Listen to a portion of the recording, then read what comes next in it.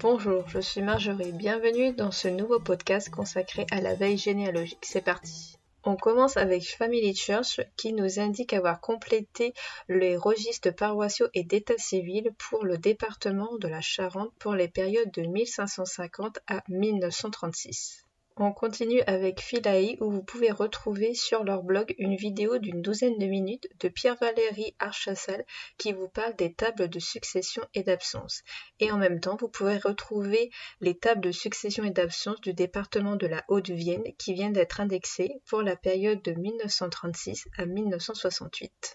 Également, Philae nous fait un bilan concernant les 6 premiers mois. Alors, au total, il y a eu plus de 26 millions de recensements qui ont été indexés, ainsi que plus de 41 millions d'individus qui ont été mis dans les registres paroissiaux et état civil pour différents départements, ainsi que plus de 360 000 individus dans les tables de succession et d'absence. Vous pouvez retrouver plus de détails à ce sujet dans leur catégorie blog.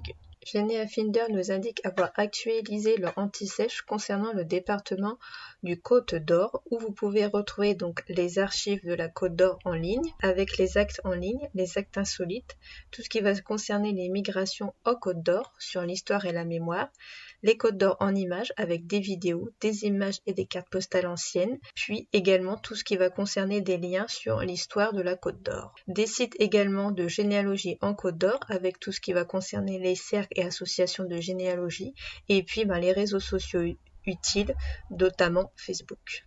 Concernant Généanet, donc plusieurs mises en ligne de la semaine avec environ 104 nouveaux relevés collaboratifs, des mises à jour au niveau du département du Rhin pour les actes d'état civil, puis l'Ariège qui va concerner les notaires, également pour le département de l'Aude et la Somme qui a mis à jour donc ses registres matricules. Vous pouvez avoir aussi tout ce qui va concerner la collection cimetière dans différents départements, puis également quelques pays de l'étranger. Généanet nous fait part dans un nouvel article de blog que le Canada a publié son recensement de 1931. Donc si vous cherchez votre famille, vous pouvez suivre le guide grâce à cet nouvel article de blog. Je vous mettrai le lien de cet article dans la description de ce podcast.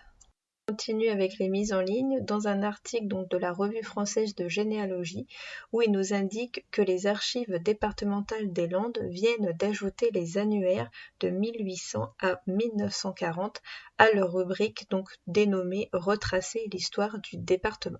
Vous allez pouvoir retrouver donc dans ces annuaires les informations générales sur la France et le département, mais également l'organisation politique landaise et le nom de ses représentants, les organisations administratives locaux et son personnel, ainsi que la vie économique landaise, la liste des professionnels des grandes communes, l'organisation religieuse et le nom des desservants.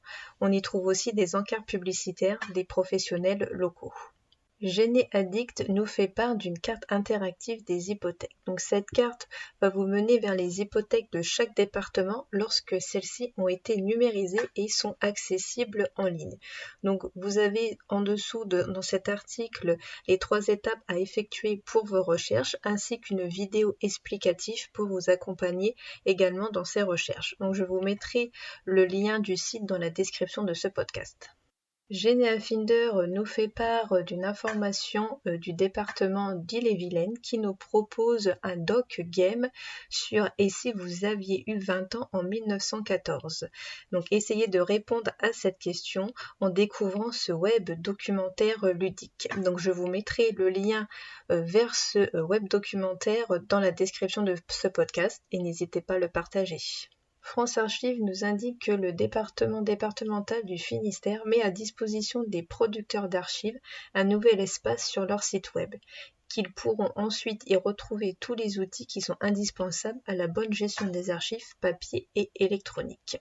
France Archives nous indique qu'en 2011, les archives de Calais organisaient une collecte de témoignages oraux auprès des Calaisiens ayant vécu la Seconde Guerre mondiale autour de leur vie quotidienne sous l'occupation, l'exode, les bombardements et la libération. Donc ces documents retranscrits sont désormais disponibles sur le site web ainsi qu'une vidéo de présentation. France Archives nous indique également que vous pouvez retrouver sur les archives départementales du Lyon un dossier qui concerne le baptême d'un jeune sauvage en 1722 à Auxerre. où donc les archives de Lyon y consacrent un dossier à partir de son acte de baptême. Archives et Culture a réalisé une nouvelle vidéo sur YouTube qui est dénommée le portail Odysseo. Qu'est-ce que c'est? Vous pouvez retrouver sur ce portail une richesse d'informations sur les migrants venus ou passés en France autrefois. Pour terminer ce podcast, vous pouvez aussi retrouver aux éditions Archives et Culture un nouvel ouvrage qui vient d'être mis à jour, qui est la 2e édition sur utiliser la presse ancienne en généalogie. Également, vous pouvez retrouver dans la description de ce podcast les événements et les ateliers des associations généalogiques qui auront lieu prochainement. Je vous remercie pour votre écoute. N'hésitez pas à me faire part de vos commentaires sur ma chaîne YouTube et à y mettre des étoiles ou des avis sur les plateformes de podcast qui le permettent. Et je vous dis à très vite pour un nouveau podcast généalogique.